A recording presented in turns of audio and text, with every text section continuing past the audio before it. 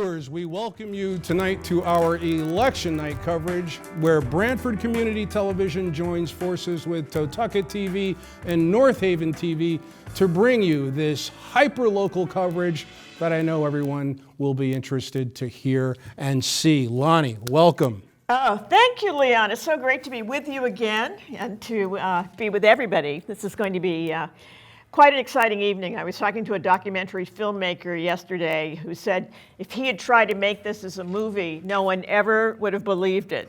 All of the things that have happened in this campaign, and so it's going to be quite an interesting evening. I don't think that there is an American out there tonight who could honestly say they haven't felt the drama that we all have felt a little bit of for the past several months. And I know everyone will be interested to get to what we've all been waiting for, what the results are from this presidential general election this evening. I want to introduce our guests. Let's be thankful for the wonderful discussion we have available this evening. We've got the right ingredients. First, I'd like to introduce to Lonnie's right, Frank Tuhill. Frank is a member of the Brantford Representative Town Meeting and is now the clerk of the Representative Town Meeting, was the head of the education chair at Brantford RTM for years. And Frank joins us again for election night coverage. Frank, thank you so much.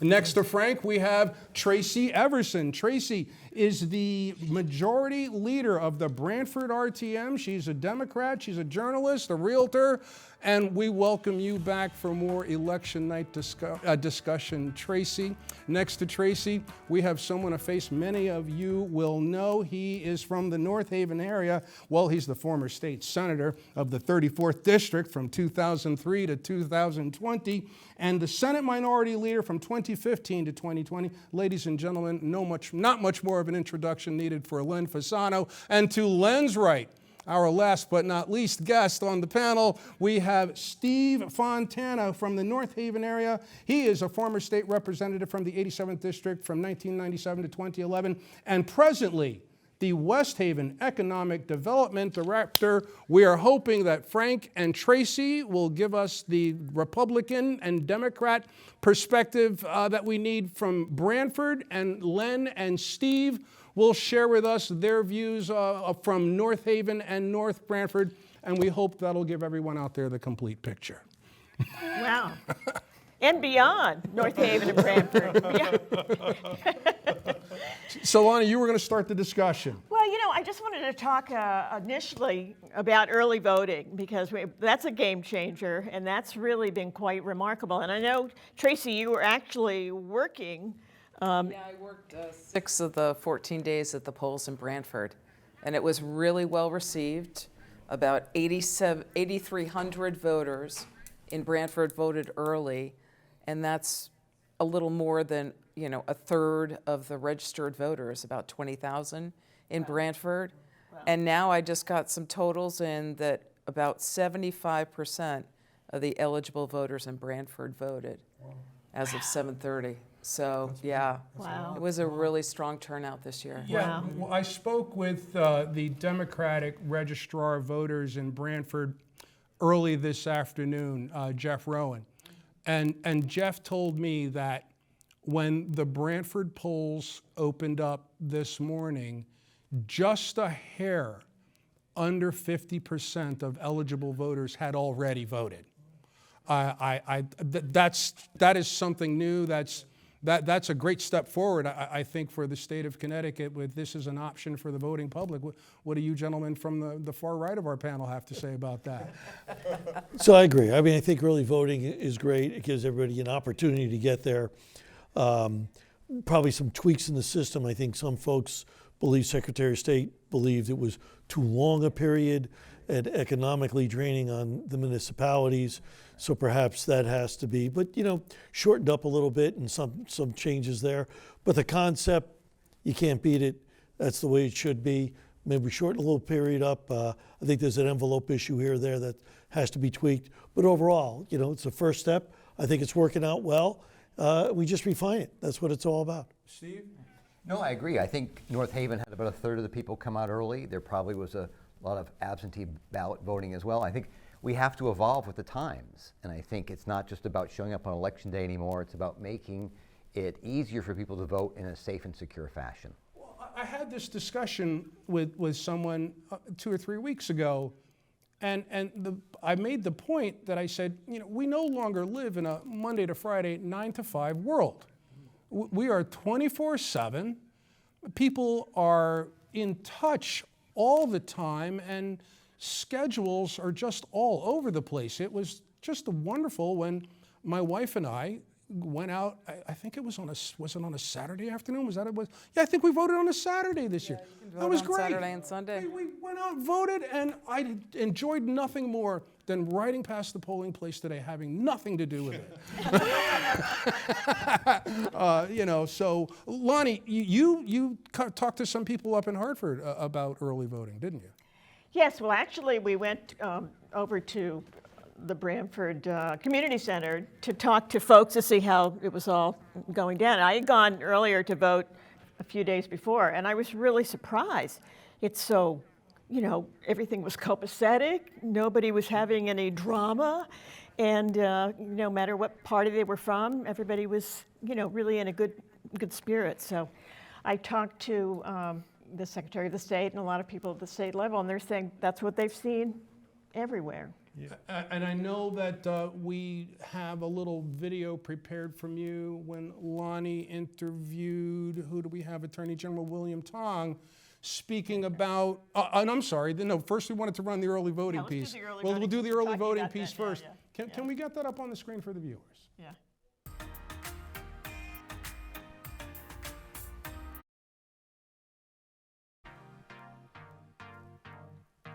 As a registrar of voters, now how do you feel it's going with all the layers of, managing it? And It's everything? going well. It's very busy. It's, I think, a little bit more this time around than the last two because it's presidential. The two primaries were very low turnout. So we're getting a little overwhelmed, but we're doing our best, and it's going through, and people seem very happy with it. And the managerial part of it, of training people and getting more people on deck to help do this, has that been a challenge? Yes, it has, due to the fact that it's a little different than Election Day. That's just one day. This is constant day, and also the system is a little bit different because the process of voting on Election Day is a little different than this. This is kind of a mixture of Election Day and absentee ballots. So it's more paperwork filled out and getting them learning, and also they're using a system. Most elections, it's paper, you sign off, you get your ballot. This one, we have to log in, log out, and there's other type of things. So it's a little more complicated, and it's a little more difficult getting those people up to speed. But it's generally been pretty well. So you think we got to keep it? It definitely needs to be revised. EV works, early voting works fine, but it's just unfortunately these 2 weeks, it's just too long. I think under a week is better, especially over weekends, because this is my 10th day, and it's wearing. So this is a learning experience. Yes, yeah, it definitely is, especially presidential because everyone's coming out. We had one in March, which was a primary. We had another primary in August, and we had days that nobody showed up. So you're going from like feast or famine, and this is definitely the feast. So, but yeah, I think 2 weeks is too long. Maybe 4 or 5 days, and also the hours I think should be adjusted. But again, it's going to take a while for them to get through the process. So, but we're doing our best. Thank you. So I've only voted in one. I work at the rec department, so I've kind of seen a lot of people flown in and out. I think it's really good to get people out here. I know a lot of people just personally in my life can't, they might be out of town or something on election day. I think it's really good for them to get out here and just vote. And I took advantage of it as well because I don't know what I'm going to be doing at work on election day. I do vote here, but it just makes it easier for me. I think it really drives voter turnout. And what have you seen? I mean, you said you've been watching it over the last few days. I mean, is the mood really upbeat? And any problems? No problems. Honestly, the people working voting, they've been fantastic. Like they make me want to vote. I see them every morning. I voted yesterday, but they've been here for over a week now, and they're always so happy greeting me. It just makes me feel like I want to go vote and just get it done. Get out there, vote, and just drives, like I was saying, people to go vote. Yeah. Thank you so much. I like it.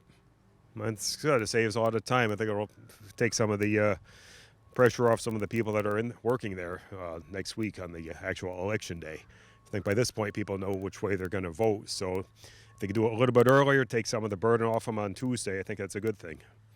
And how have you found it in your family or among your friends? Everybody seems copacetic with it? Absolutely, yes. My daughter voted this morning. My brother voted last week. One of my sisters voted last week. So I think it's a great idea, truthfully. Thank you, John. You're welcome. So what do you think of this early voting I idea? think it's great. I think it makes it so much easier. This way you can come, a little bit before, you avoid the crowds, and you can get it done early. And I think it's a great, great idea. Are you finding that your friends are in agreement? Everybody seems to be really enjoying and having this option? Absolutely, yeah, it's absolutely right. My friends have already come to vote, and they're like, you should just do it earlier. It's so much easier. So, yes, I think it's a great thing. I like it. Thank you so much. Okay, thanks. So you've done it, you came, you voted. What do you think? What do you think? Awesome. It was very good. We love it. Yeah, last election there was a huge line, so this is great. It's a lot faster and more comfortable, and yeah, Efficient. Very efficient. And you agree? I mean, are your friends saying the same thing?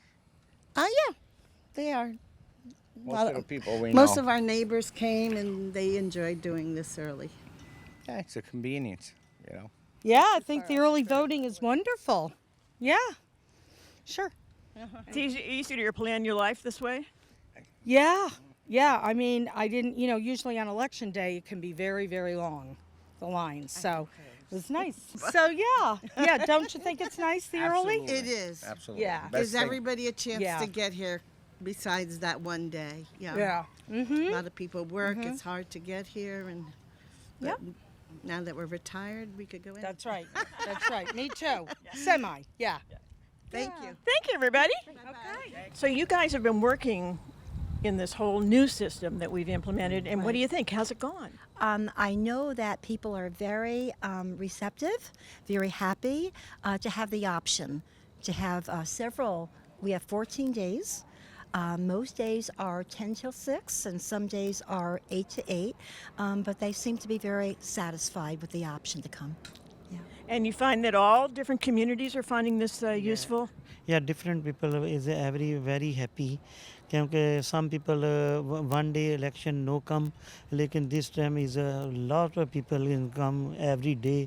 Yesterday is a lot people come, maybe 900 to above people come. 900 yesterday? Yeah, 900. But every day good preparation, maybe 700 or 300 sometime. लेकिन yesterday a lot of people come. Wow, that's amazing. And I was saying I voted earlier this week. Very happy people. Everybody looks like they really know what they're doing and they feel comfortable. Is that Yeah, how you feel? comfortable. Every people is this early election to very happy. Yeah. And how'd you feel? I would agree. Like anything else, I think it takes a little while to feel, everybody working together. But no, it's been great. People come in very happy, and it's been really nice teamwork. It's been a privilege and a joy to be here. I think we have the best job right now to be out here on such a beautiful day. Yeah. Thank you both. We've been talking to a lot of folks who've been coming out from early voting, and it's been pretty universal. People think this is a really good option. How are you feeling about it? Of course, anything that gives more people opportunity to vote is good. Yeah. And it's easier to arrange your schedule around it? Oh yeah, give us a whole week instead of just a couple hours. And how are you feeling about it? How many elections have you voted in? Well, this is my 7th presidential one, and then several of the ones in between, so I don't have an exact count, but a lot of them. Wow, because I thought you were like 12. No, plus 30 actually. But thank you. Yeah, but I think early voting is fantastic because a lot of people work on a weekday. I mean, and they can't get the time off, and then by the time if they have a break, spend their whole lunch break standing in line. It's not right. So yeah, I think early voting is fantastic. Thank you. Steve Gifford, North Haven DTC. So, Frank, you wanted to talk about this subject you know too, what, early Lonnie? voting. I know Frank wanted to add something about early voting, but we have a live shot we need to take. We have, please, producer, my name, Steve, who do we have? Democratic Town Committee. Steve Gifford. Steve Gifford. Do we have Steve available? I know we're trying to put him out. I know he's ready for us. Yeah, we got Brandy Minato Oh, here. here we go. Yeah, there we All go. right. Wow. Yes, that's not Steve. It's Brandy. Brandy. This is Brandy. Thank you so much, Brandy. Brandy? Thank you so much Okay. for joining. And I apologize, Brandy. I wasn't expecting you. First of all, best of luck to you today. What can you tell us? I think I wasn't expecting you as a pretty good theme for this campaign. So I'm feeling incredibly optimistic and so proud of everything we've done to make sure that we're doing the best we can in this district, to hold our elected officials accountable, to bring people together, really make sure that we're investing in our community. Yeah. So, Brandy, I didn't get a chance to introduce you yet because we took you out of order in the show, but that's fine. I just want to let the viewers know, since we've got a three-town show going on here tonight, exactly who you are. You are Brandy Mandato. You are the Democratic candidate running in District 34 in North Branford and North Haven. You're also the Working Families candidate, and you're running for office. Is that all correct? Sorry, was the question first time running? It sure is. Yeah. Okay, so I heard and it sure is. So at least I had all the information correct, and we're sharing that right. Your right. feelings about your run today? Incredible. We hard as the last several months, pulled in everyone in the community, help people feel empowered and like they have a voice in the election. So I am grateful and proud. Brandy, thank you so much for being available. I don't know that the viewers at home were able to hear you clearly, and I want to get a chance to try to come back to you when at least I know that I can hear you a bit more clearly, because we've got some other people we want to talk to on our broadcast. So we will definitely try to get back to you, Brandy. Thank you so much for joining us. So much. Thanks so much. Thank Oh, you.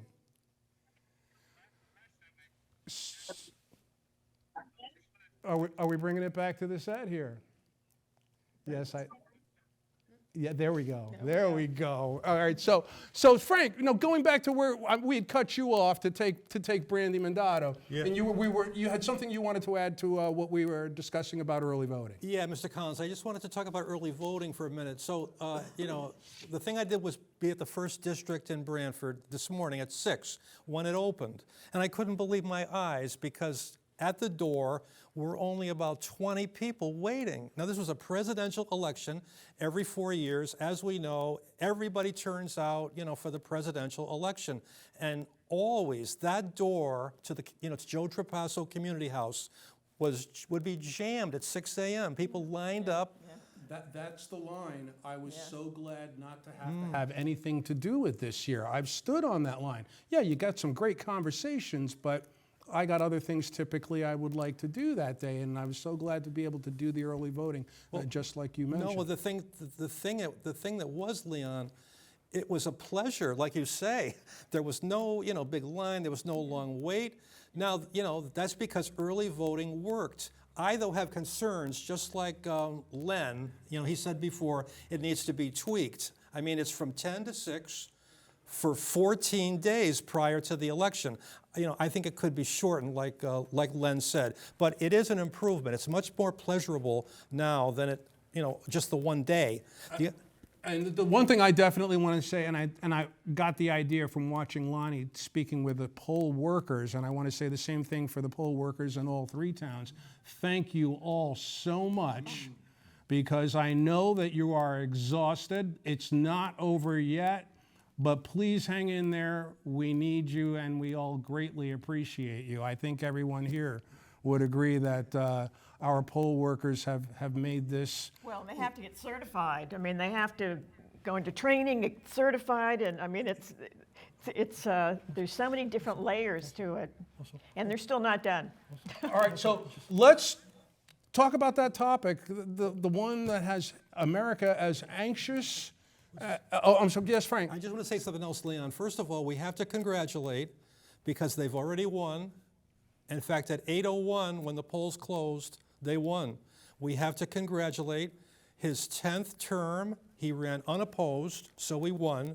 Vin Candeloro in North Branford won his 10th consecutive term, 20 years now. He's represented the town of North Branford and also parts of East Haven, parts of Guilford. So congratulations. We also have to congratulate the other ones that won at 801, the 2 Brantford registrars that ran unopposed. We've got Jeff Rowan and Darren Lawler. Now, moving on to the presidential, I just wanted to report at 12:01 this morning, every year since 1936, Dixwell Notch in New Hampshire is the first town to vote. So in 2016, the vote was 4-3 for Hillary Clinton. In 2020, it was unanimous for President Joe Biden. And at 12:01 early this morning, Dixville Notch, New Hampshire voted a 3-3 tie. I watched those votes come in the same way you did, Frank, and I thought that, no one would love that way to open Election Day more than the media that is beginning its November ratings period, because everybody wants to know how this is all going to, and we're all glued to our I heard there was a lawsuit televisions. for a recount. I don't know if that's true.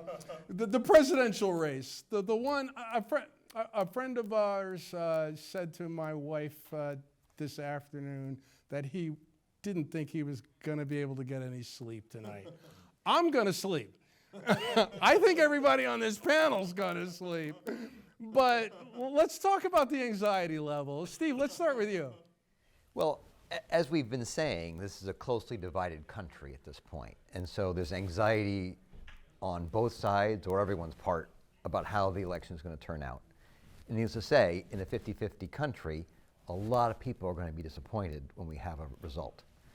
I think the bottom line is we have to figure out how we can work together. I think that's one of the things we've been missing the last several years. And just as a point of personal privilege, Len and I represented North Haven together for 8 years, different parties, but we worked together for the good of our community. And I think that's sort of been lost to a great extent in Washington. And I think however we do it, we need to start trying to get back to that. Can I just bring up a topic? It's something that I notice when I go out and I ride around the country, Connecticut, Pennsylvania, the signage, political signage. After the last presidential election, some people never put their signs away. And we weren't always like that as a nation. And I would love, when this is over, if we could get back to doing that and put your signs away when it's over and let's start working together. Because, it was weird this year with the signs with Vice President Harris joining the race so late, because you didn't see signs with her name on them until the summer was practically over. Am I correct? And I just, it's a different political discourse in this country, Tracy. We're about to go to Ray Ingraham. Oh, I'm sorry, Leon. Enough of Leon. Yes. Let's go to Ray. Yeah. Ray Ingram. Ray. Lonnie, please let our viewers know who Ray is. The ones who don't. Ray Ingraham is running for the 102nd state seat, representing Brantford, against Robin Comey. We're getting. Do we have Ray? Hey, guys. Are we going to Ray? Are we going to Ray? I think. Oh, yeah, Ray. Hey, Ray. Ray, Hey, good to how see you are you? again. Leon and Lonnie here with you. Against Robin Comey. Can you hear us? I can't hear it. So. Can you hear us, Ray? How are you guys? Can barely hear, so. No, Ray, it's Leon Collins with Lonnie Reed. Can Very you hear good. us? We'll try again. Yeah, we got it. Did he say that he heard us? He's got that look. He's hearing us. Ray, nod your head. You hear us? No, I don't think he does, because I just asked him to nod his head, and he's not moving. We can hear you. Yeah, it's two different audios. It's two different audios. They cut it. Let's it's two work out the sound on that so we can keep the show going. Let's go back to Ray and let's continue if we can. They're when I said, "Hey guys," The they discussion came up that we here. broke Yeah. out of, where Or were we? came on Let's there pick latest. that back Everyone's up still- again. Yeah. You had asked Tracy a question. Tracy, do you remember where we were? We were talking about the presidential election, but that's okay. We're going to move. 2020. Yeah, the 2024 one. You know, Leon, here, I want to just weigh in on that topic. First of all, I think that in Washington, they're elected to fight, and I don't get that. They fight against each other. Who's investigating who for what? I don't understand it. I don't like it. I think it's a waste of taxpayers' money. It's not moving our country forward. All they do is finger pointing, and I think it's disgusting. Both sides of the aisle. Both sides of the aisle. Number two, I think the worst thing that happened to politics, if I may, is 24 hours news cycle. Look, the way you get on the news is you got to get a soundbite. The way you get a soundbite is being a little bit outrageous. So the other person has to be a little bit more outrageous, and then more outrageous, and then more outrageous. And before you know it, you have this discourse that you can't bring back. And it's clickbait for the media who loves it, because Harmony doesn't sell papers. Harmony doesn't hit the clicks. Harmony doesn't, you don't get to say, you should see what Senator Fasano said. I'll tell you right after this commercial. That is what they're playing for. And as a politician, to get on the news, you have to say something that's extremely outrageous to outbeat everyone else. Everyone becomes a shock jock. And that happens with, exactly, that happens with 24-hour news. Yeah. I don't know how you stop it, but that's the sickness that's taking place. And then you end up with these investigations. And unless the people say enough is enough, get together and make my life better, get together and control the economy, get together and fix the problems that we're all seeing every day, together, not two different plans, together. Steve said, look, we are separate parties, but Steve and I always talked about issues. There's always some common ground. And there's people in our parties, Republican and Democrat, who never want to seek that common ground. It's my way or the highway. That isn't the way it works. You got to, if you're married, you know you got to reach that common ground. There is no difference, right? You're not going to get everything you want. I You're not worked kidding. in the U.S. Senate years ago for a U.S. senator, and the senators from both parties would have lunch together in the Senate dining room, sit together. There are staffers, everybody sitting. That hasn't happened for years.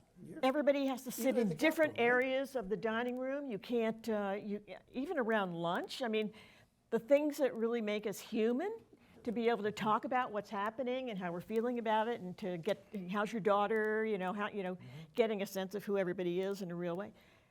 Structurally, they did away with that years ago. I mean, it's horrible. I totally agree with you. And then you have the people who are so interested in putting on the show, maintaining that front, and then holding up the progress.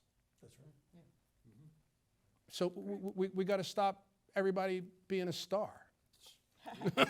24 hours a day. When I was in the Senate, the leader of the Senate, Senator Williams at the time, put together a nice dinner for Republican and Democrats to get together. And we did a comedy thing. And the leaders did comedy.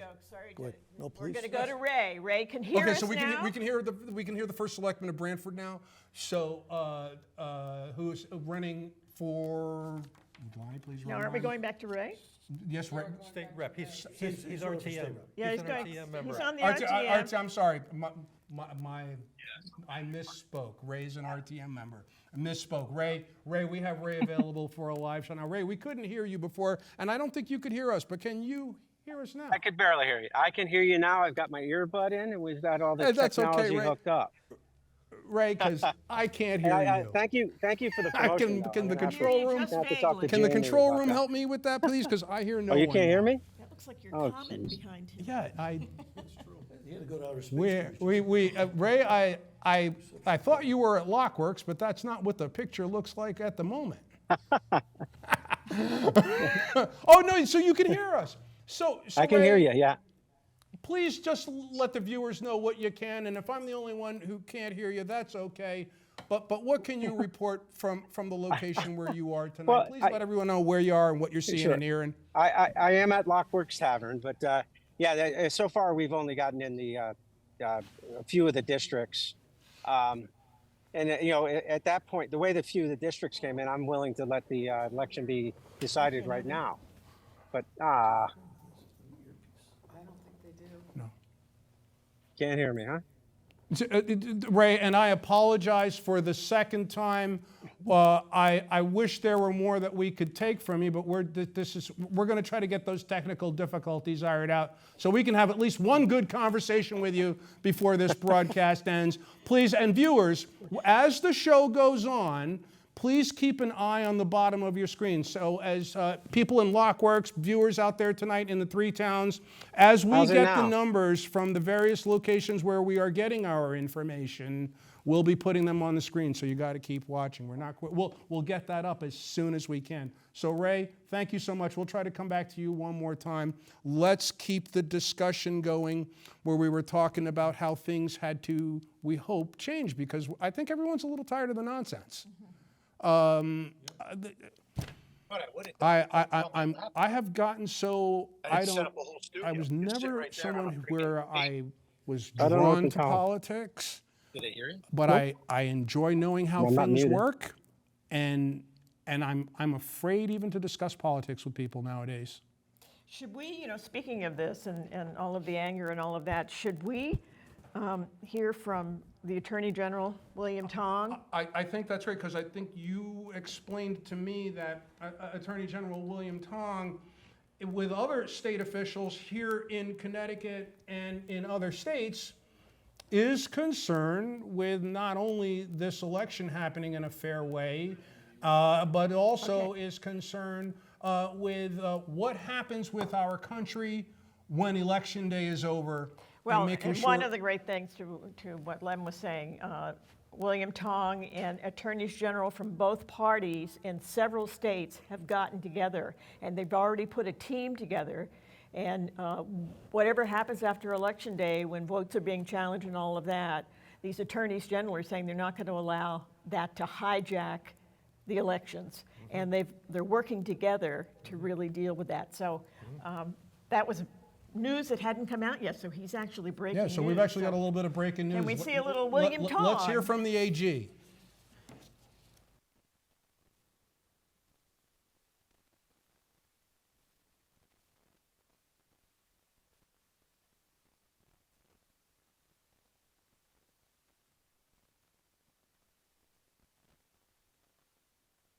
For my fellow attorneys general and I, Democrats and Republicans, we're going to issue a letter tomorrow, almost all of us, I think all of us, calling for everyone to support the peaceful transfer of power to whoever it is, and that we should not engage in unrest and no violence, of course. We're all concerned about it, but AGs are doing their part. And I was just traveling with my fellow Republican colleagues in South Dakota. We meet a lot, we spend a lot of time together, and I really did it so I could look them in the eye and say, we're friends, right? Remember that. Even though we totally disagree on almost everything, leave the door open, if not the front door, the back door, and take my call when I call. And let's just remember that we're in this together.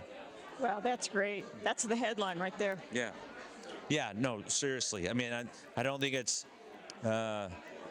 I don't think it's being dramatic or hyperbole to say that we're literally working every day to hold this union together. Thank you. Thank you. So again, with this, many people, state officials, people like myself, concerned about the way our nation's going to handle the results of this election. Anything here that? Well, I heard a soundbite tonight driving here from former President Trump saying that he would abide by the election results. And I was personally quite surprised by that, because Stop the Steal has been something that has been circulated and has been unfounded. It went to the courts. It went through the courts. Nothing was determined that there was anything afoul. It was one of the most secure elections in history. They're saying this election, 2024, is even more secure. And there have been a lot of bad actors trying to hack into our systems or try to sway the votes and all of that. I mean, it's not just the people and the politicians, right? We have outside influences who are trying to cause chaos in our country. And you know, taking that with a grain of salt, you need to kind of think about that too. Steve, you wanted to add to that? Yes, Leon, thanks. Just to jump on Tracy's point and back to what you and Lonnie said earlier, I actually have served as an assistant registrar in North Haven for several elections, not today, obviously, but in previous years. And just speaking from my experience, I can only assure the people who are watching that the people who work on elections are scrupulously fair and honest. Yes. They want to follow the law, they want to do what's right, and the important thing for them to recognize is there are Democrats and Republicans at every stage of the process, at least insofar as I can testify in North Haven.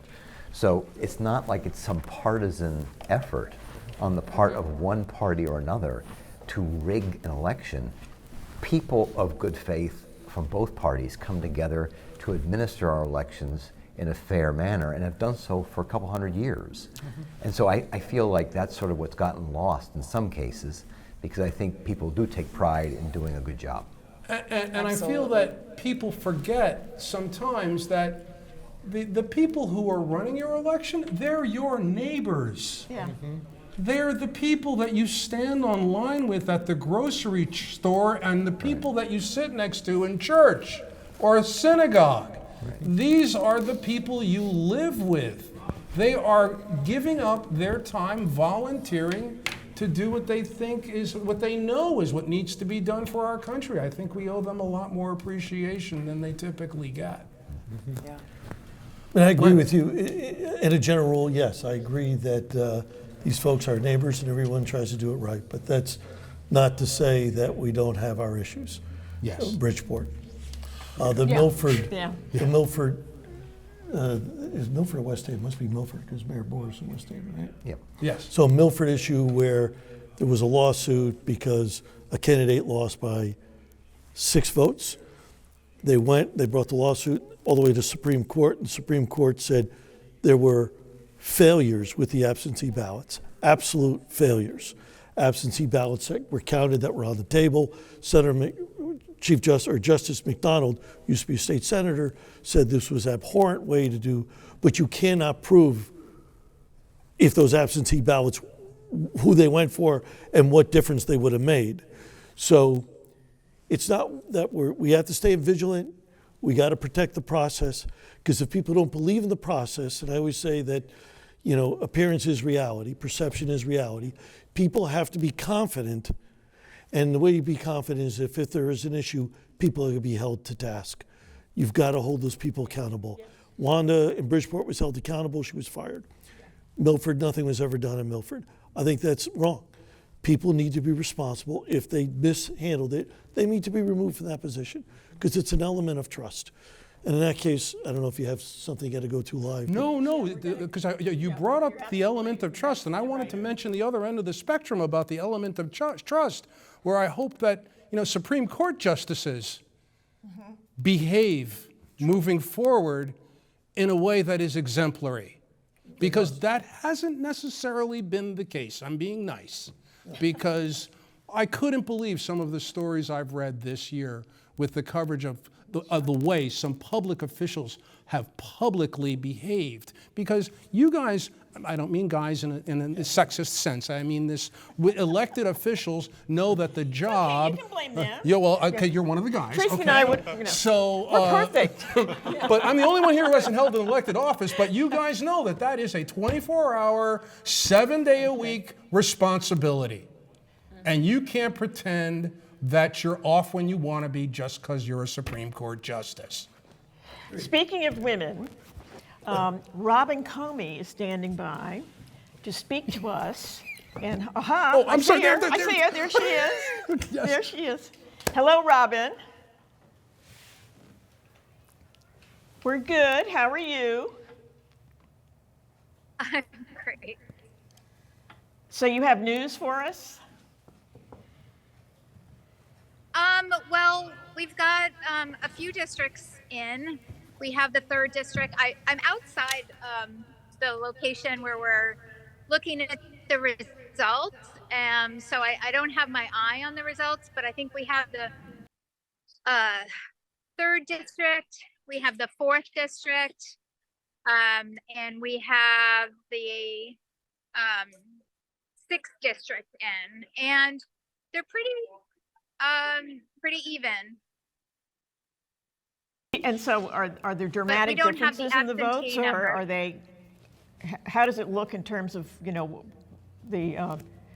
volume, the plurality that you're seeing? I think that both sides got out and voted, very effectively, and are really, we have let's see. I know that we had about, we've had at least 80% of the Democrats vote, and pretty close to those numbers for the other parties as well. So it's definitely a nail biter. Route. It's not a route, you're saying? Yes. Right. Okay. So we have to keep an eye. You say we try to do another hit with you in a little bit when we get some more of the totals in. Maybe we'll get a sense of how this is going to end up. Yeah, we went out. We sent a team out to get some numbers from the 5th district, and I think it's going to be a few hours for the early voting absentee numbers, and we'll continue to watch those numbers and wait for them to come in. Okay, thank you. Thank you, Robin. Thank you for joining us. Good luck tonight. Yeah. Thank you. So back to the discussion we were having. We were talking about, I think, about behavior and people setting examples.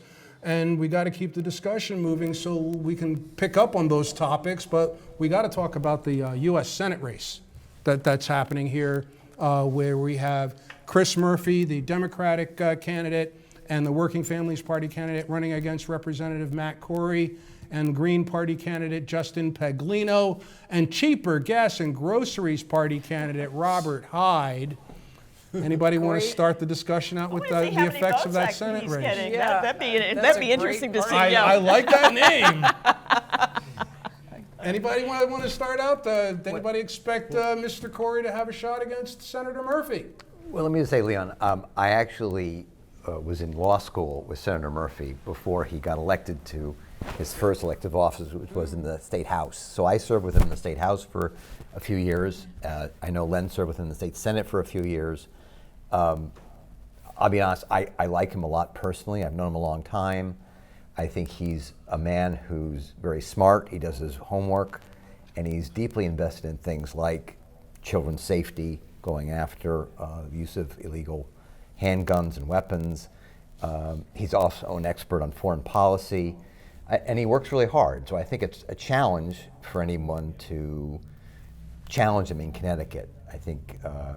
I actually think that most incumbents win every year, to be honest. I actually looked up the numbers from 4 years ago and 2 years ago in Connecticut, and it's something on the order of 95 to 97%. So the odds are stacked against challengers of whichever party you're in, whichever district you're running in. So I think But Chris is one of the people, circling back to what you were talking about earlier, who reaches across the aisle. He reaches across the aisle and has been doing that. It's very well known of doing that in the U.S. Senate.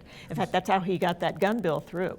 He was able to pull together a coalition to make that happen. So, speaking of good behavior and trying to kind of reach out and create these kinds of coalitions, he's one of those people. He's been in for 12 years, right? He's seeking his 3rd term now? Yeah, I think that's true, yeah. To that point, I've worked with Senator Murphy when he was a state senator. We had an issue, was actually here in Branford with some docks and a particular bill that would have hurt these docks. And I talked to Chris, and we were able to maneuver that bill not to hurt these docks.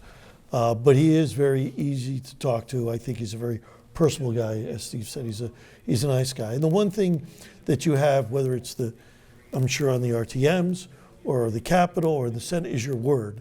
And your word has to be your bond.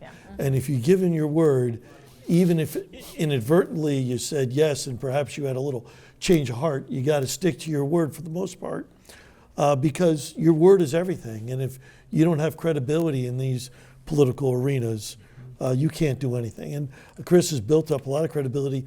I can speak in the state Senate, and I'm sure that that's what he's done in Washington. I may not agree with everything his policies, but I can't disagree with him as a person. I think he's a very nice man.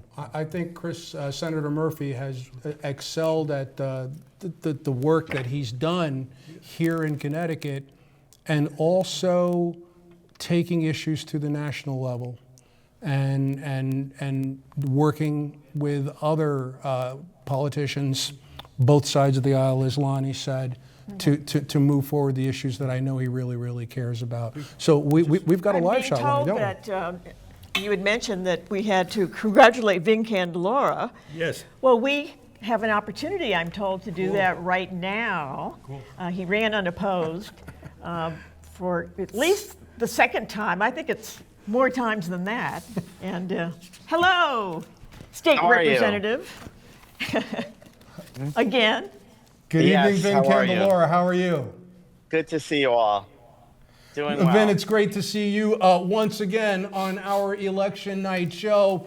Vin, you're always good for good information. Yeah. Vin, please share with us what you can that we know our viewers in Brantford, North Brantford, and North Haven would like to hear tonight, sir.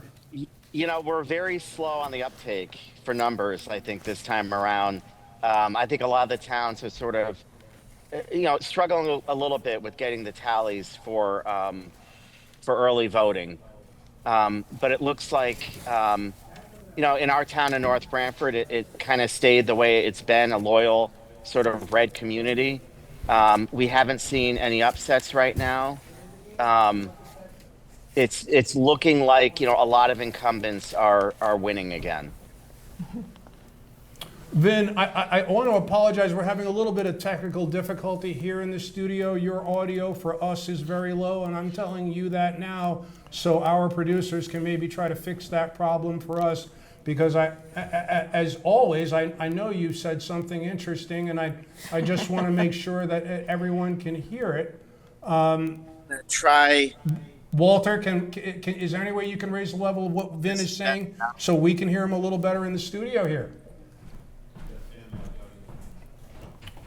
So Vin, congratulations on giving them a chance to adjust the volume, and I'll fill by saying congratulations on your victory tonight in the 86th District in North Brantford. And I know you'll want to hear this, Vin, because Lonnie has shared stories with me about the bipartisan work that a representative like you, like Lonnie did up in Hartford, and how we hope to see more of that kind of cooperation between the parties moving forward after tonight. Yeah, I mean, we're all here to do a job. Obviously you run on a party ticket, but once the election is over, I think we try to make sure that we have an influence over policies. So we've been able to work pretty well in the House with Speaker Ritter, and try to move Connecticut in a direction that is sort of bipartisan and collective.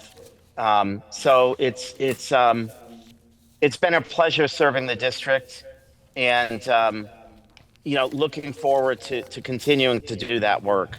I am starting to get some numbers in. It's looking like a lot of our incumbents are winning. It looks like we retained the open seats in Southbury and Oxford. So it seems as if the districts are sort of staying loyal to where they've been. Well, Vin, what are you hearing about Logan Hayes? I've gotten no information yet on that congressional district. So we're still waiting to hear. All right, because we're going to try to get back to you a little later in our show. Okay. When we expect that you'll have some more information. Vin, thank you so much for joining us. Thank you. Thanks, Vin. All right, care. so we talked a little bit about Chris Murphy, and let's move on, of course, to the U.S. congressional race in Connecticut Congressional District 3, where we have... Can I Oh, yes, please, I'm Tracy. just, reading an update here. The Associated Press is calling the Chris Murphy won re-election. Connecticut went with Kamala Harris. She got the 7 electoral votes here in Connecticut.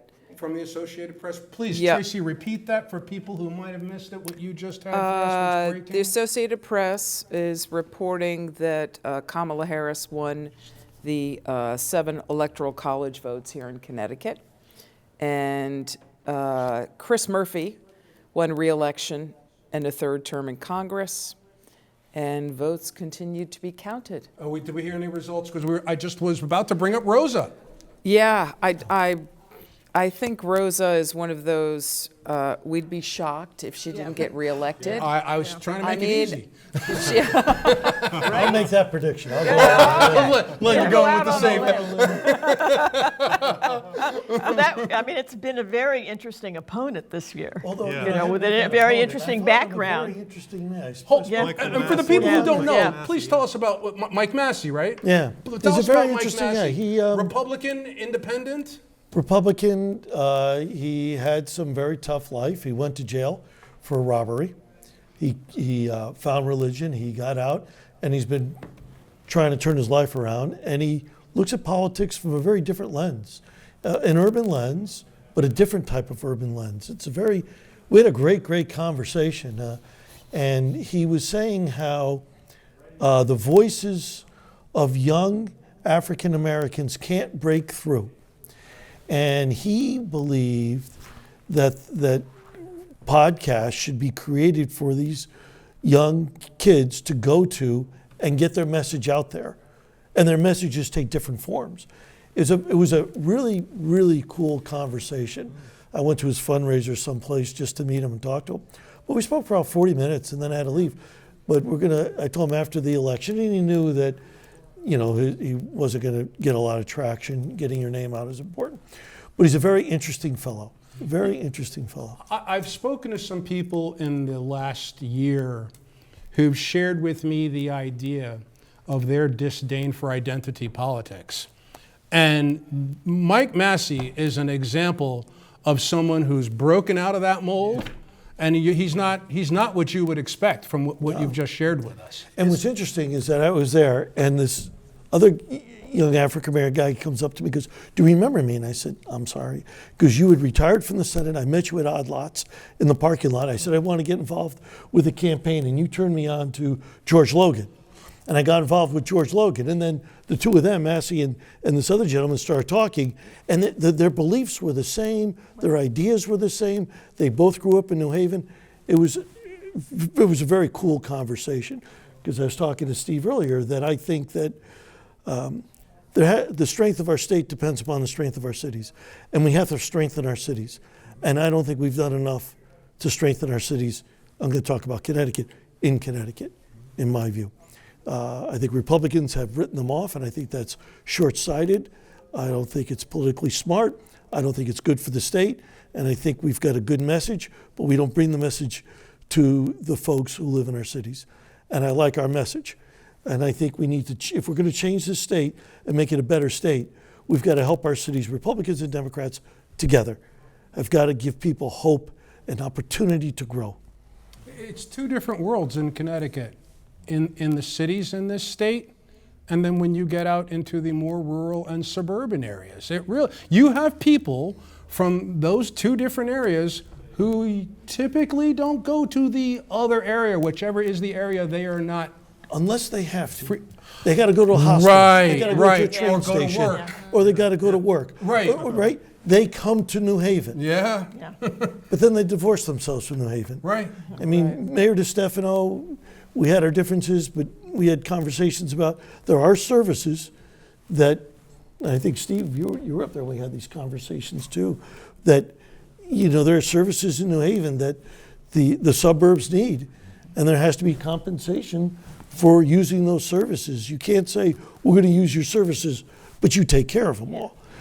So there's some conversations that have to take place because the suburbs are also going to rot if the cities continue to rot, because Connecticut will rot. We have to make them vibrant. We have to bring them as tourist areas. We got beautiful places. You know, one of the talking. You want to run for office? one of the talking. My wife's thought I watching. No. It's no, the answer's no. We won't tell Mrs. Fasano. No, one of the talking points we had on our list tonight was divided America. This why I think so many people are anxious as we await these results tonight. How do you think we get past this? Anybody? Well, I mean, I agree with what Len said before. He described the 24-hour news cycle. We got the 3 news channels, on 24 hours a day, and they have to out each other, They have to build on, they have to be more outrageous than the last speaker, and I don't really see an end of it. I mean, as long as they get ratings, as long as they're profitable, as long as the sponsors, continue to buy ads on those channels, I mean, they're going to continue. So But I don't know. It's also how much you take or listen to them, right? Yeah, I mean, you yeah. can dip in and out. Oh, sure. You can read the New York Times Yeah. and the Wall Street Journal. Yeah. Someone just told me today about a podcast called The Flip Side, where they give the Democratic perspective Yeah. and then the Republican perspective or whatever on an issue, Yeah. and they leave it there. Yeah. So at So the it's up time- to you to decide how you, Yeah. what you believe. Well, that was right? the old slogan of the Fox News channel. It was what? We report, you decide. And when CNN was first started, by Ted Turner, it was, it was a news channel. Okay. It wasn't like slanted, either left or right. So, but I don't think it's going to change. Like I said, as long as these 3 news networks are profitable and the owners are happy. Now, I've heard that with the new ownership of CBS by Larry Ellison's family, they took control of the old Redstone empire. Supposedly, they're going to clean house at CNN. They're going to return it to being, a fair and balanced type news, as it was originally. So, I mean, we'll see what happens. Having been old school in journalism, it's just changed the way, you used to go into a story to tell both sides. I mean, you were Yeah, not that's supposed to have a right. position. That's right. And you were not supposed to Exactly. be on camera saying, well, this is the way, you Your had to spin, get your both spin. There was sides. no Yeah, spin. there was no spin. Right, And that's exactly, why yeah. people, I was talking to a bunch of my former, I was in New York for many years, and talking to a bunch of my former news colleagues, and we were talking about, remember back in the day when Walter Cronkite would go on the air and people trusted him? There was a whole level of trust because that's how you came in every story. You really wanted to be fair about it. Yeah. And There was a couple times at the time that President Obama was in office, he talked about that. He looked back to those days. He said, we had Walter Cronkite, that we believed, and that has changed. yeah, no, totally. And I'll take it one more step. I also believe that, and Trump is the biggest offender of this, is personal attacks are not necessary. Yes. Absolutely. And you can argue policy, Right. and you could disagree with the policymaker, and you could show shortcomings of their policy. But name calling, and if we as politicians attack each other personally, how do we expect the public to show respect for us in office? It cannot work where, when we talk about the Supreme Court, it has its shortcoming. But we as politicians have to show respect for the Supreme Court. It's amazing when the Supreme Court decision goes one way, the half that likes it that way say, "Great, you did a great job." The other half say, "You're all bums." When it goes the other way, the same group who cheer them are now booing them. You can't have it both ways. You've got to respect fundamentals in our society. Otherwise, you don't have a society. And it's up to the politicians, I believe, starting in Washington. That's why I don't like all these investigations.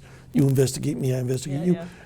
I'll impeach you, you impeach me. That's right. Yeah, the quid pro You've got to quo. show respect. Yeah. And if we don't show respect to each other as politicians, we can't get respect from the people, which means our laws don't get respect. And it's it may be my simplistic view. It is a tumbling downward of the whole system because the politicians are causing that downward trend. Well, the thing and I they blame s- them, nationally, more so than ever, but also Connecticut-wise. I'm being told that we have Dave Yaccarino, State Representative Dave Yak. Yaccarino, standing by. Is this true, everybody? Is Dave going to be with us? Ah, there he is. Aha! Dave Yaccarino, Hey, Dave. good to see you. The 87th district. I'm going to let our producers know we're having trouble with the volume on the monitor in Yeah, the can you guys studio come and again. If fix you that can again? adjust that for us. Dave, you are speaking with Leon Collins and Lonnie Reed. Tonight we are here with BCTV, North Haven TV, and Totucket TV. Please tell us what you can report about election results and The 87th the district. 87th district today. Well, good evening. It's hello, Leon and Lonnie and Steve and Len and Tracy and Frank. you guys are cutting in and out. But yeah, right now we don't have all the votes in. 4 out of the 5 districts, I'm up quite a bit, but we'll see what happens. But as far as the election, looking good. But at the end of the day, the real work, as everybody knows in that room, starts whoever's elected going forward. Walter, I'm seeing everybody else, but. Dave, thank you so much for sharing with us what you can tonight. Dave, should you be successful this evening, tell us about your plans moving forward. My plans moving forward is continually to work for the great town of North Haven, the 87th district where I grew up. Continue to work my efforts with other folks on growing our bioscience corridor for healthcare and jobs. But really working, and the biggest problem is going to be next year is the electric rates and the budget. Working on the budget, trying to come up with a solution where you don't raise taxes, don't touch the guardrails, but also address the problems of energy. And the fact of the matter is my friends on the other side of the aisle do not want more natural gas, more nuclear. We need both. And until we get there, we're going to have the same problem, unfortunately. Yes, Dave, thank you so much for joining us. So Dave, what I've said to a couple of people who've done live hits with us, we would like to come back with you when we get a little deeper into the results, and maybe we get the chance to congratulate you this evening officially. I appreciate that. Thank you all for being there. It's great to see some folks I haven't seen in a while. Thank you so much. Nice to see you, So Dave. I do want to say to our viewers, take a look. The numbers are starting to show up at the bottom of the screen. And we're going to take the Paul Christie live shot in just a second. But start looking at those numbers. You see the numbers for Dave Yaccarino. These do not include the early voting numbers. Today only. Votes so those haven't been totaled yet. But these are just the totals we have of people who voted today. We have Ray Ingraham with a slight lead over Robin Comey right now. So that is happening in Branford. Paul Christie is ready for our live shot and is ahead by 200 votes almost, 150. Paul, I think we got a live shot with you, so you're ahead, sir. Congratulations. Hi, how are you? And what can you Thank share you. with Leon Collins and Lonnie Reed for our election night show this evening, sir? How are you? We're doing fine. How are you? Well, I'll let you know soon, I hope. Okay. Yeah, I've seen a lot of your campaigning that you've done in our area, and I commend you for the effort that you've done to get involved, sir. And tell Thank us what this experience has been like as you've run for office. Is this the first time, Paul? No, he ran last time. He ran last time too? Yes. That's right. Please correct me, yes. Both times, Leon, he's self-funded. Self-funded, Paul. How are you doing it? I don't know. Ask my wife. She's not happy with that. Does your wife know you're self-funded? Did you tell her that she's...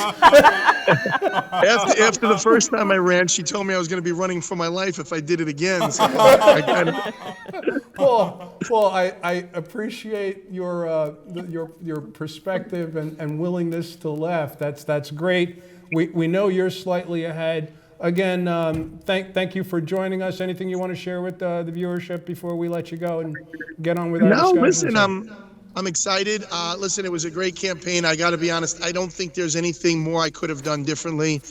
I said this the last time. Either the voters are going to want me or they're not, and if they think my ideas are good and I can help, I just want to change this whole tribalism thing. I really want to get away from.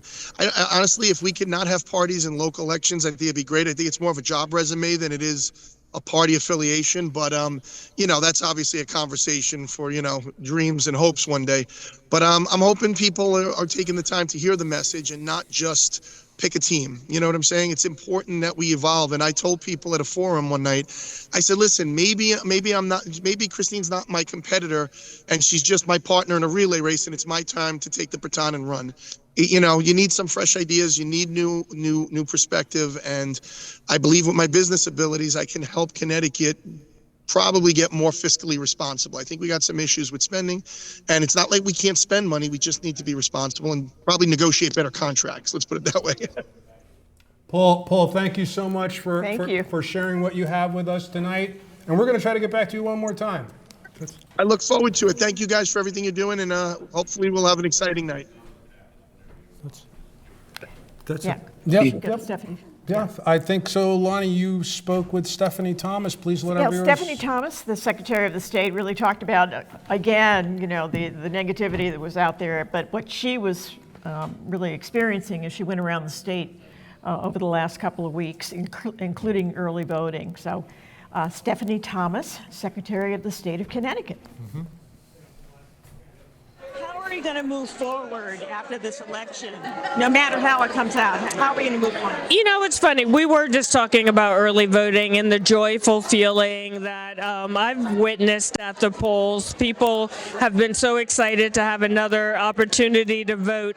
And I hope that feeling just translates after the election. I happen to believe that when you talk to people one-on-one, people always have more in common than it seems. So I'm hoping Connecticut can avoid the divisiveness that I hear from other states around the country. And the way we do that is if each of us takes personal responsibility to not create divisiveness. Thank you. You're welcome. We got No the shot. beautiful set. Frank, no. We will get back to that discussion in a little bit. Lonnie, the Secretary of the State, I know she's got her hands full for the past month, tonight, moving forward. Yes. Well, and to really was speaking to what Len has been talking about earlier about, the onus is on us and our behavior. She was making that point. You start to wonder, why is it so negative? You need to kind of go there first. Wait a minute, how am I behaving? How is my candidacy behaving?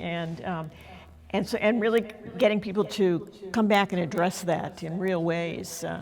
She said it's been quite remarkable seeing what we were saying earlier, is that she's really seen just such positivity going all over the state. In districts she was concerned about, really people responding very positively to early voting. That's great. No, it's true, because it's great. And one thing that none of us had when we were growing up that we've had to learn how to deal with on a daily basis is social media. I've had this evolution in my social media behavior and involvement, just like you mentioned, Len.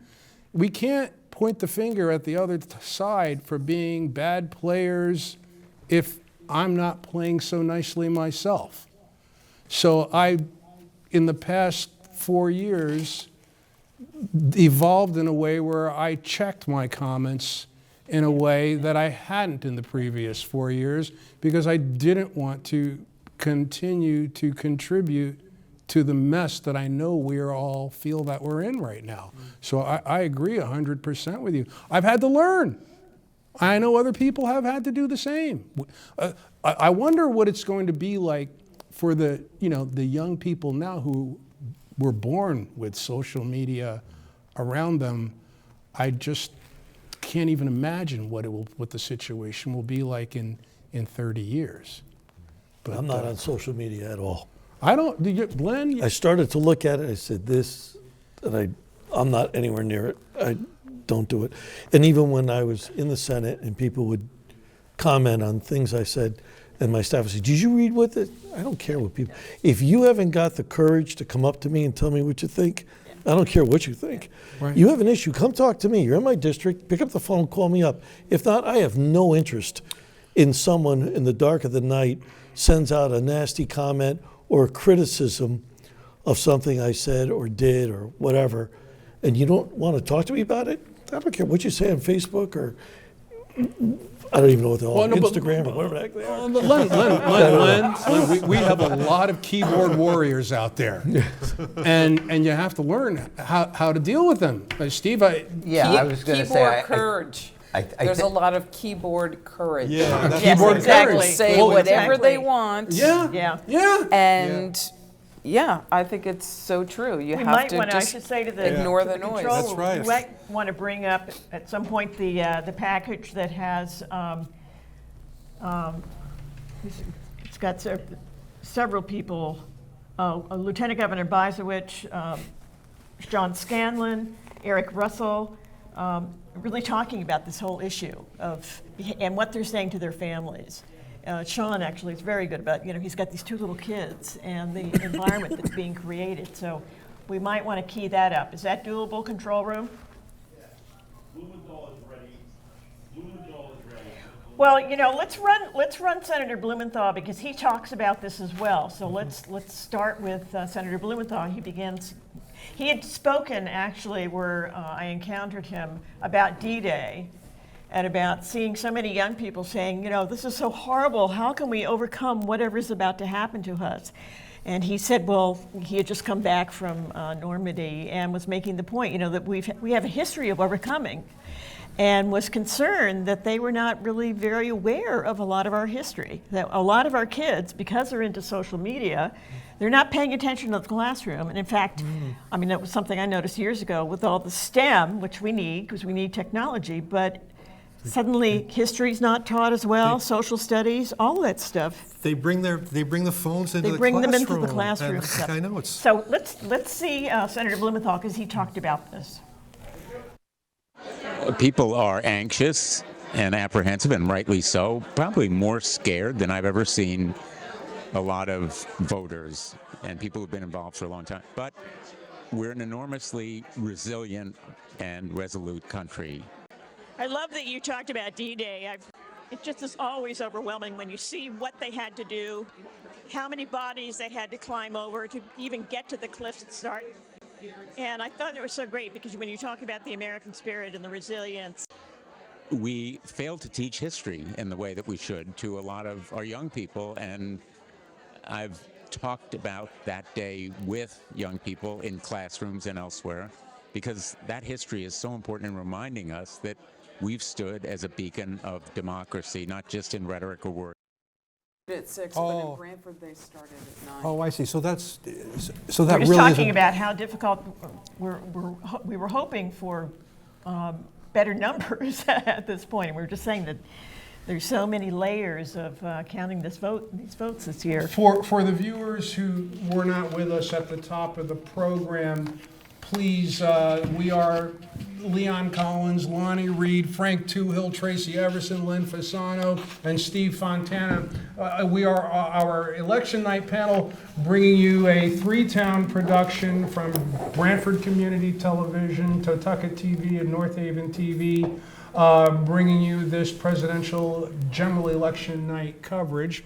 We've been on since 8 o'clock, and what we just talked about is usually by this time, we've started to get more totals in to report to you. What I have been explaining to viewers is to please keep an eye on the bottom of the screen, because by this time, an hour and 15 minutes after the polls have closed, we usually have a sense of more of how the totals are more complete. Mm-hmm. And Tracy, you were just sharing with us at the state level what you were seeing about totals that are in, and it's very low? Okay. Yeah, the state returns, the unofficial returns are really low. I just checked their website, to see, because it seems to be there seems to be quite a lag between, usually by this time.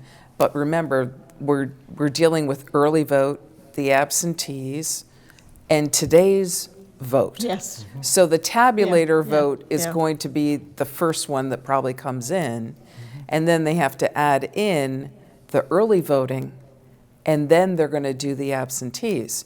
So some of these races, if they come down to, a few votes or 25, 30 votes, we may not have those numbers until they open those absentees. And there's quite a few absentees I think in every Right. town. Yes, Yeah. yes.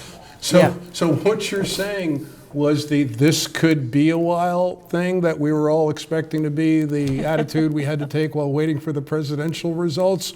We might have to take that same attitude for the hyperlocal results as Right. well. Yeah. I'm not planning to do an 8-hour show or watch the sunrise from Totucket TV, so we'll do the best that we can covering, because we got a few more live hits that we can take, and We viewers, want to there you can also- see that Vin Candelora is doing better than a 0. I guarantee you.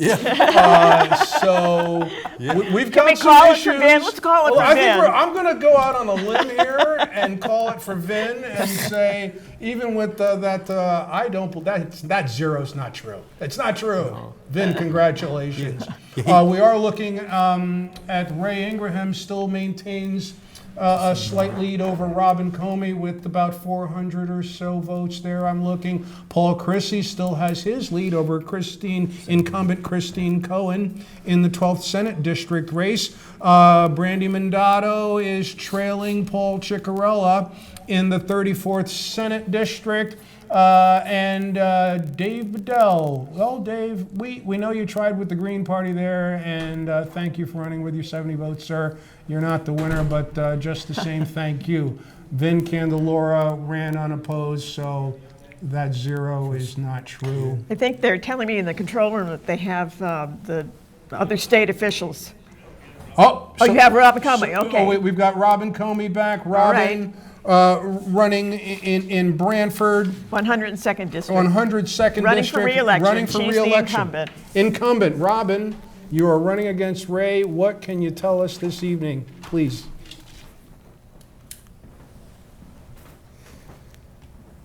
Few more hours, unfortunately, for the absentee votes to come in and be counted, and we want to make sure that we count every single vote, right? I mean, everyone has to feel confident that this vote is what it is. So, but I am, optimistic.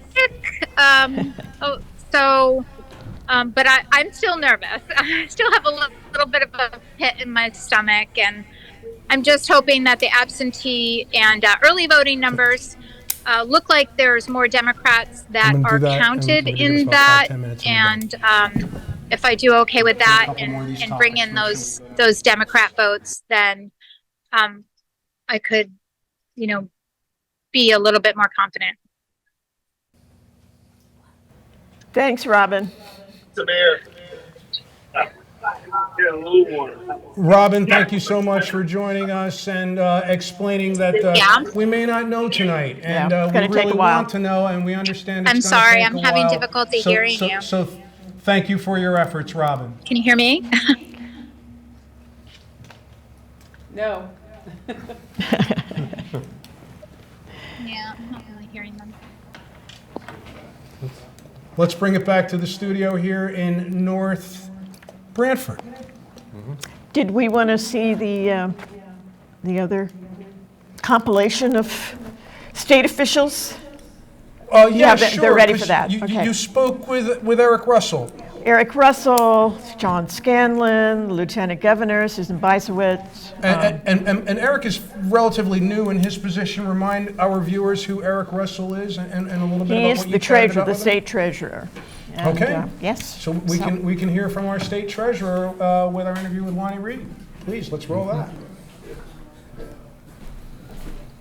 How do we kind of change the environment, because it's feeling very negative? I think we're more divided as a country than we've been in a long time. And I think some of this is just the rhetoric and division that we've seen, frankly, by someone that's running for president right now that's really been feeding into a lot of that. At the core, I think that Americans across the country, I think people here in Connecticut have a lot more in common than we have that divides us. And I think that I'm looking forward to a politics where we can get back to that, talking about real issues and things that matter to people in our communities the most, and getting back to an understanding that this country is all about our differences and the fact that that is a strength of ours, right? The diversity that you have, the immigrant communities that we have that come in and bring their culture and their backgrounds and perspectives to the table is what has made America so great for so long. And so, I think getting back to a place that celebrates that, what we need to do first is that folks who are leaders in our state and in our country need to be doing that by example rather than feeding into the things that really have created a lot of this division. Thank you. Lonnie, I want to thank you for the time you took this week getting out and speaking with people up in Hartford who we knew would add to this program and our broadcast tonight. It's not easy. I know that you're working with the governor and doing everything you can to make Connecticut a little greener, a little cleaner, and give us the energy that we need in the future. So thanks for doing that. Oh man, it was fun. I enjoyed it. It was good to, and as with these folks, it's great to see old friends again as well. And so I enjoyed it. So what we have just learned is that we are not getting the totals that we had really hoped that we would be able to report to you this evening.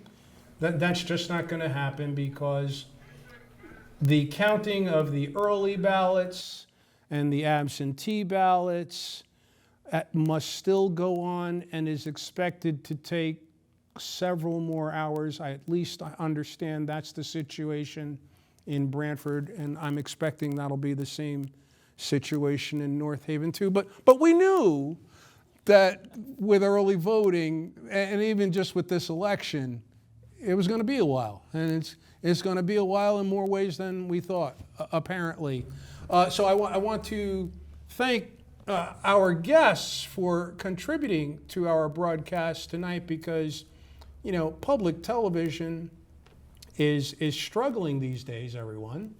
And we do know that it is important, and everybody on this panel tonight, the six of us, I know we all believe in the importance of public television, or we wouldn't be here sharing what we could with viewers tonight. So I want to thank all of you and just give you all a chance to wrap up this evening with anything you want to add. So Steve. Well, first I'd like to thank you, Leon, Lonnie, and the staff here at Tutucket TV, and all the other panelists for this opportunity. It's always great to see you all. Secondly, let me just say, I'm always pleased to see so many people come out to vote. Our democracy depends on an active and engaged electorate. And so presidential elections typically bring out the largest number of people. That seems to be true today.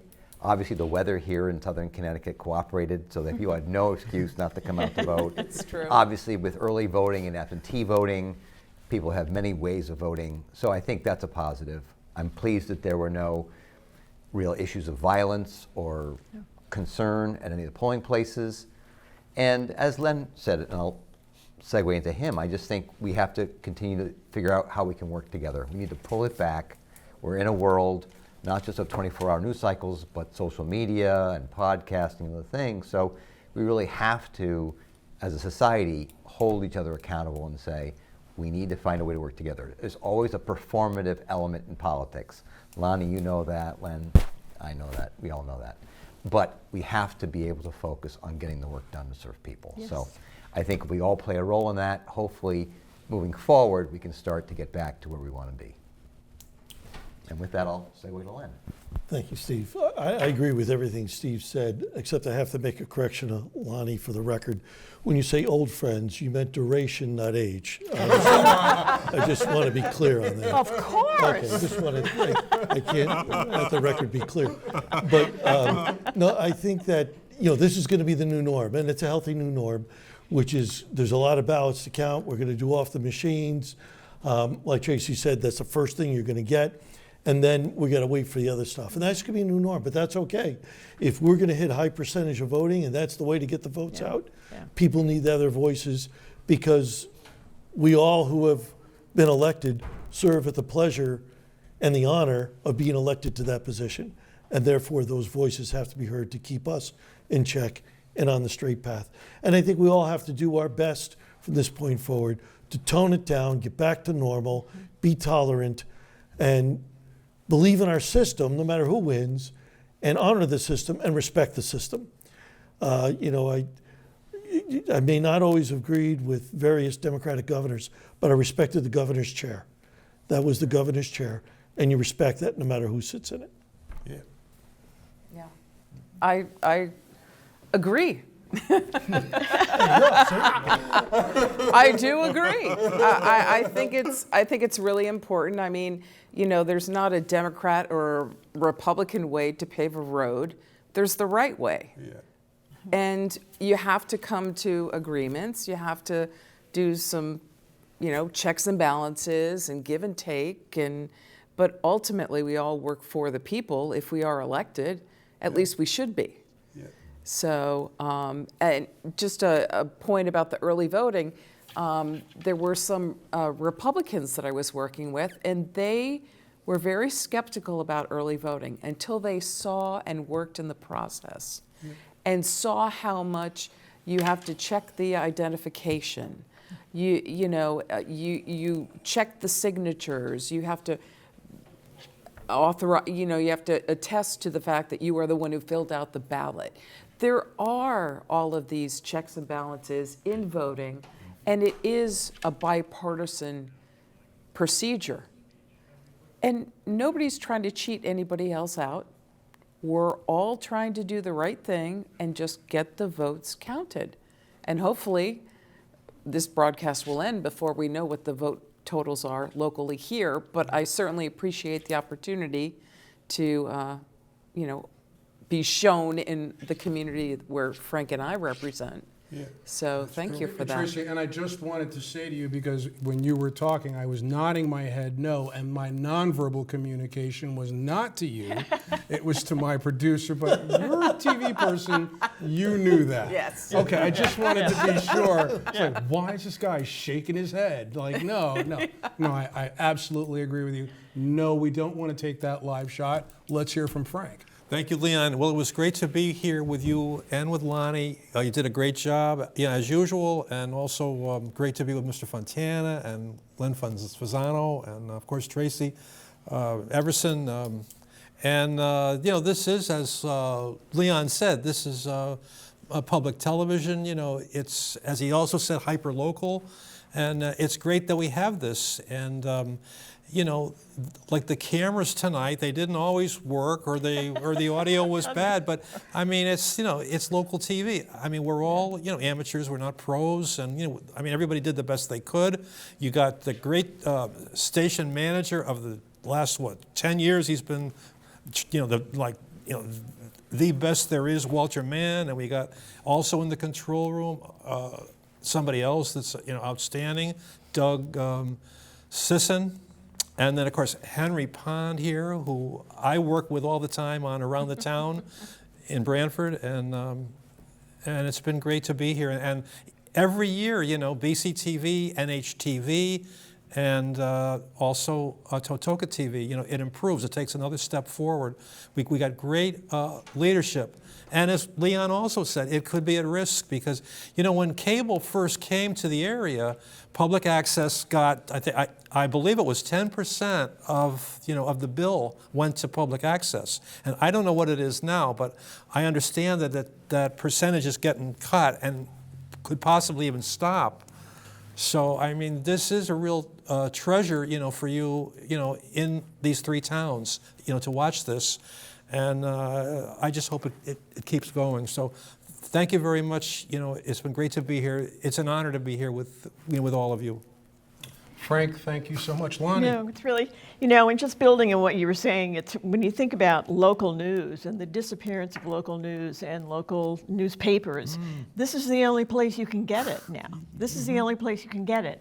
And the things that Hugh and Henry do, the things that are happening around town, the important issues that get addressed, they're not getting addressed anywhere else. And so it's really scary to think that we might lose our local community television stations because and we're really working hard. I mean, Leon has been amazing to bring in more interns and to really get the excitement built up again with young people who want to be in television, that this is a good place to start learning how to do that and to be able to really contribute to the fabric of the community and tell the stories that need to be told. So it's been a pleasure to be with everybody.